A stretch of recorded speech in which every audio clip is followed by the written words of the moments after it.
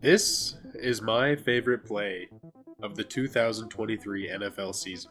It wasn't a touchdown, it wasn't a takeaway, it wasn't a huge gain. It was watching the Detroit Lions run an inside trap play with their slot receiver in the red zone. I've never seen an NFL team use a motion to get such a light receiver and interior rush nearly on the goal line. Usually, trying to pound the ball with the slot receiver to pick up 5 yards should be one of the most ridiculous choices of the whole season.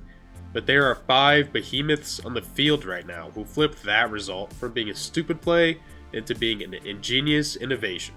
This is a trap play where the left guard bails on the D-line to get out to the second level, and the right guard is going to smack the D-line on the side, which is where the word trap comes from. That guy thinks he's unblocked, and then the guard is going to come in and take him out.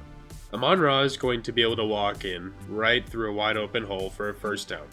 Few teams in the league have the confidence in their line to run on 3rd and 5 and inspect a conversion at all, never mind running on 3rd and 5 in the red zone with a slot receiver up the A gap knowing that they're going to convert.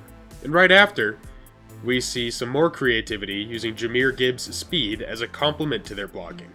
The Lions line up with an offensive lineman off the right side of the line, basically a tight end. They motion a fullback from the left side to the right side of the formation, and to post a snap, the whole line sails hard to the strong side of the formation on their blocks, even pulling Penei Sewell.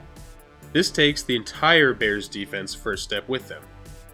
Then they toss the ball off to Gibbs on the other side, and as the Bears have seen the Lions' tendency on tape to run behind these motioning blockers, this play is a perfect tendency breaker to get these linebackers to bite on the motion man and shift over one gap. PFF currently has them ranked as the top run blocking unit in the league and the second best pass blocking unit in the league. David Montgomery is averaging 4.9 yards per carry this season, while Jahmyr Gibbs is at 5.2, compared to the NFL average of 4.2. They're also top 5 in rushing yards per game, rushing touchdowns per game, and yards per attempt, while only allowing 18 sacks, also top 5 in the league. Look at this run against the Bears.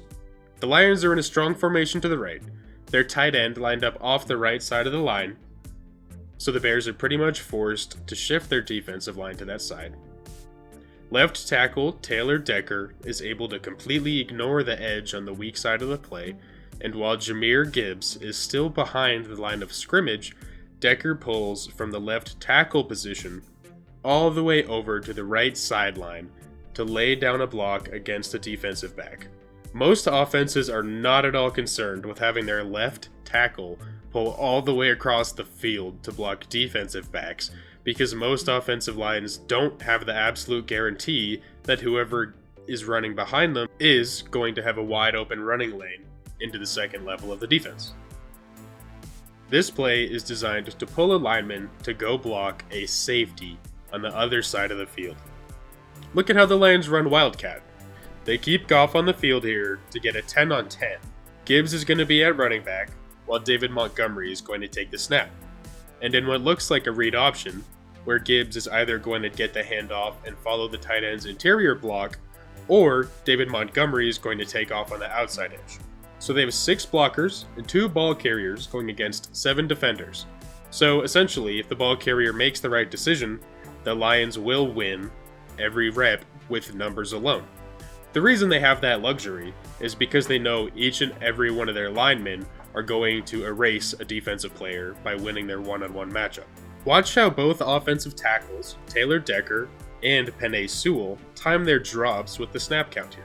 We saw Jawan Taylor on the Chiefs mistime this a few times earlier this season and get penalized it, so to do it while we know the referees have this as a point of emphasis is even more impressive. This is an extra half a second and a half or a full step that timing their pass drops perfectly with the snap count allows them. This is excellent coaching to have both of these guys mirrored on their timing on perfect execution by both tackles. They do this perfectly on every snap. I could show you dozens of plays from this season where the Lions motion a blocker to get a defense stuck in one look while running away from the leverage of the defense or into a weak gap they create using a motioning tight end in Brock Wright or Sam Laporta, or using an offensive lineman lined up as a tight end or a fullback and motioning in as a blocker to open up some huge running space. Watching this running game is a thing of beauty for me. Every play feels blocked up perfectly for Gibbs and Demont to just cruise through wide open holes. Consistently elite blocking is the singular most consistent way to give your team wins. Football games are won at the line of scrimmage.